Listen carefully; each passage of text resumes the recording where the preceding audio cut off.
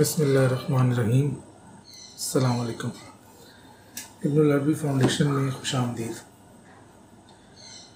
आज हम आपके सामने किताब का एक छोटा सा रिव्यू लेके आ रहे हैं। किताब का नाम है अल-कौकब अश-शाहिक फ़िल फ़र्क़ बैन अल-मुरीद अस-सादिक़ व गैर अस-सादिक़, सच्चे मुरीद के औसाफ़।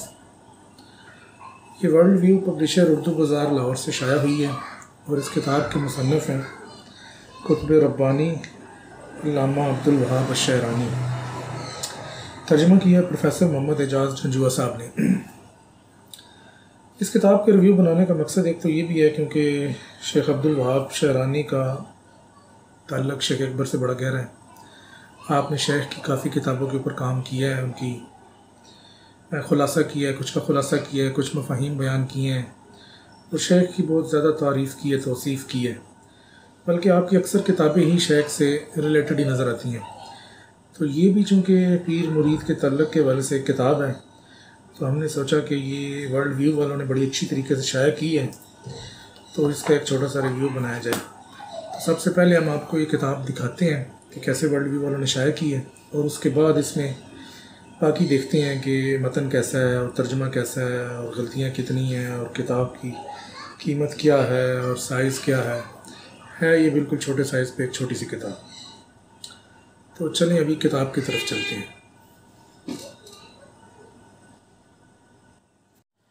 बिस्मिल्लाहिर्रहमानिर्रहीम। अच्छा, ये किताब आप देख रहे हैं सच्चे मुरीद के औसाफ़, अल्लामा अब्दुल वहाब शहरानी और प्रोफेसर मोहम्मद एजाज़ जंजुआ। तो शाया किया है वर्ल्ड व्यू पब्लिशर ने, ये भी देख रहे हैं। अच्छा, इसमें किताब में सबसे पहले हम आपको दिखाएं तो ये काफ़ी मोटा अस्तर लगा हुआ है। ये यहाँ से इसका पहला पेज है,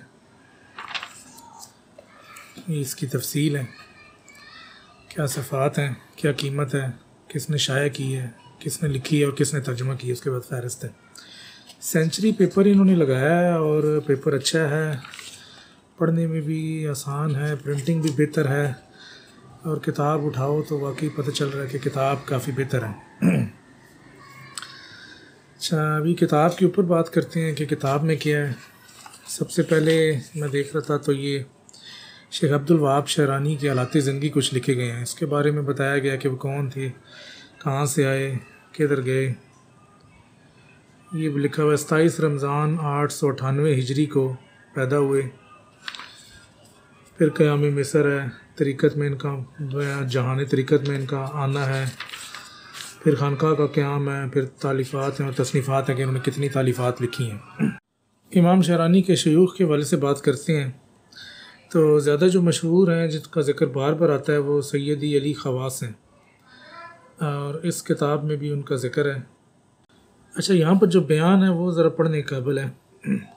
जहाँ तक आपका मशाइख से सलूक का तल्लुक़ है तो वो बहुत मिसाली और लायक तक़लीद रहा।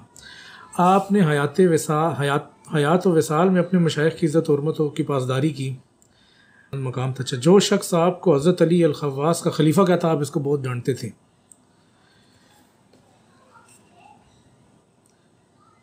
ठीक है जी, क्यों डांटते थे? कहते हैं मैं उन लोगों को अक्सर डांटता हूँ जो मेरे मकाम को मेरे किसी शेख के मकाम से बुलंद तर समझते हैं, और जो शख्स मुझे अली अल ख़वास का खलीफ़ा कहता है मैं उसको भी डांटता हूँ।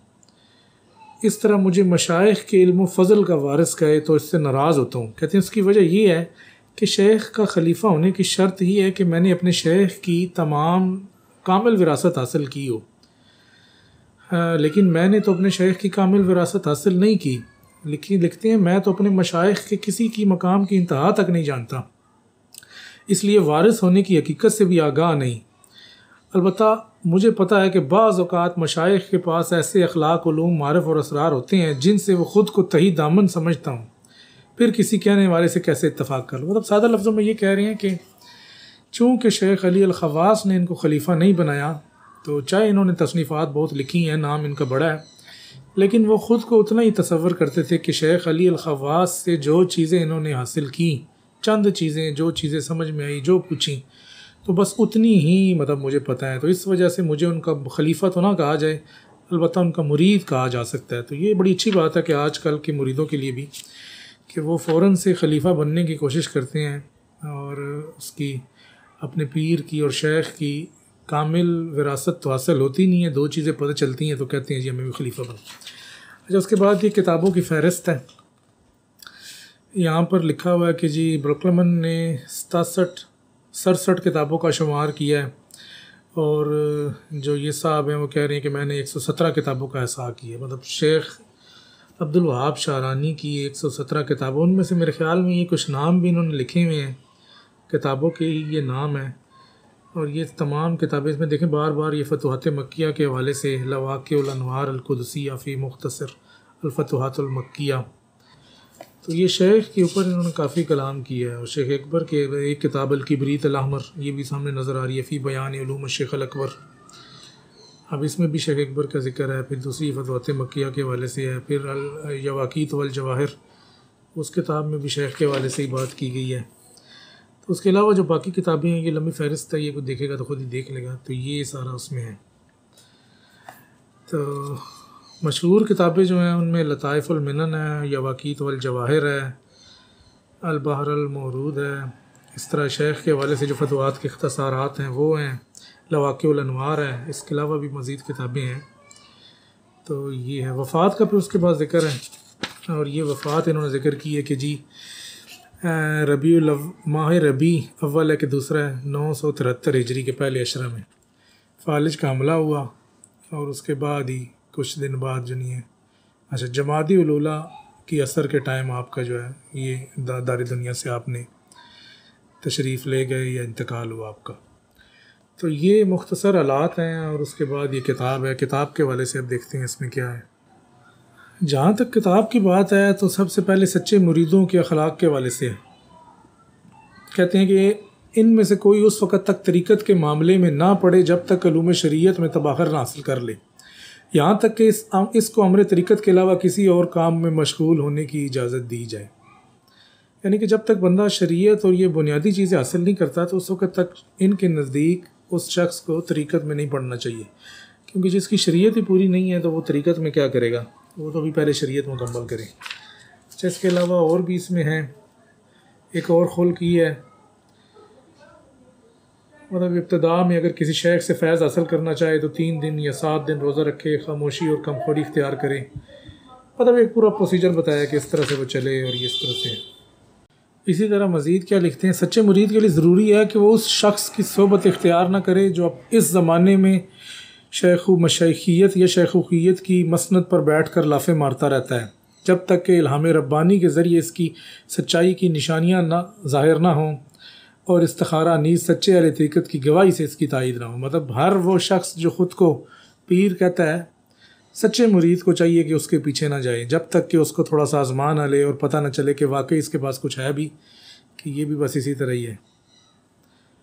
अच्छा, नीचे क्या है, यही हुक्म उन लोगों का है जो अपने आप को सच्चे मशाइख करार देते हैं या दावा करते हैं कि वो सच्चे मशाइख के सपुर्द हैं, जैसे मलामती, कलंदरी, हैदरी, बस्तामी और दीगर सिलसिलों से वाबस्ता लोग। हकीकत यह है कि ऐसे लक़ब इख्तियार करने वालों या ऐसी निस्बतों के हामिलीन पर मुखालफत तरीक़त का गलबा है, क्योंकि तमाम सच्चे मशाइख से किताबुल्लाह पर अमल पैरा होने की ताकीद मनकूल है, जैसे सैयदना शेख अब्दुल कादिर जीली, जो शेख अब्दुल करीम जीली के जद्द अमजद हैं। शेख अब्दुल कादिर जिलानी की बात कर रहे हैं। किताब का ये पहला हिस्सा आपने शयूख की शराइत के वाले से लिखा है कि जो शख्स अपने शेख होने का दावा करे तो उसके लिए क्या शराइत हैं कि जो मुरीद होने से पहले बंदा चेक करे। ये नहीं है कि कोई बस देखे कि जिसके पास ज़्यादा भीड़ लगी है तो उसके पास ही चल पड़े। तो अगर वो मुतमईन हो और बातनी शयूख जो हैं वो अगर उस बात की गवाही दें कि ये ठीक है तो फिर उसकी सोबत इख्तियार करें, और अगली सच्ची गवाही, असल गवाही तो उसका दिल देगा। तो मुरीद या शेख होने की शराइत के बाद फिर मुरीद की शराइत की तरफ चलते हैं। मेरे ख़्याल में ये किताब पूरी ही मुरीद की शराइत से भरी हुई है। तो मतलब इसमें किस जगह से क्या इक़्तिबास देखा जाए कि जिस सफ़े को भी खोलेंगे आपको यही बात ही पता चलेगी।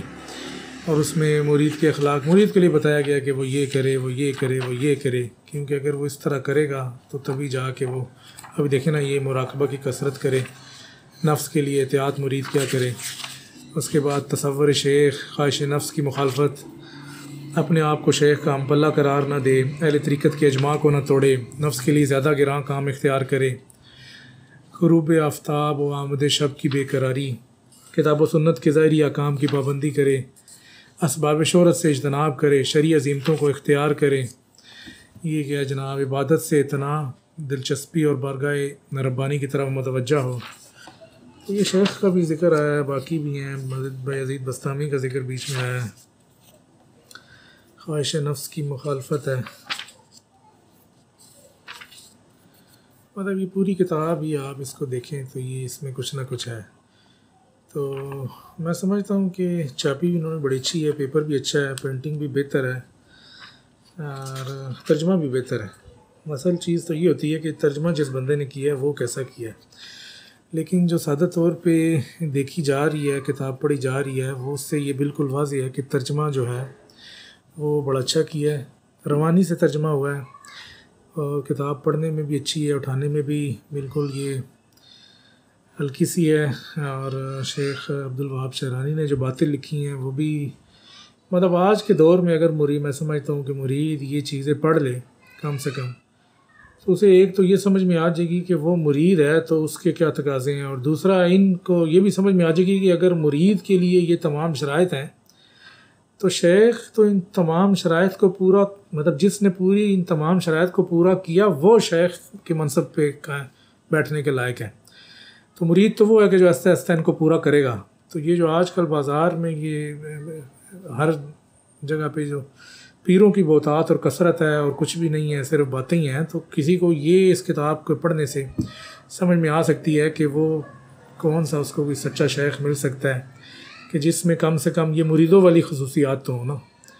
तो जो मुरीदों वाली खुसूसियात जिसमें होंगी तो कम से कम उस बारे में ये उससे किया जा सकता है अच्छा गुमान कि चलो वो बेहतर शेख होगा। जो इन पे भी पूरा नहीं उतरता और वो शेख बना है तो फिर उसकी क्या शेखुकियत।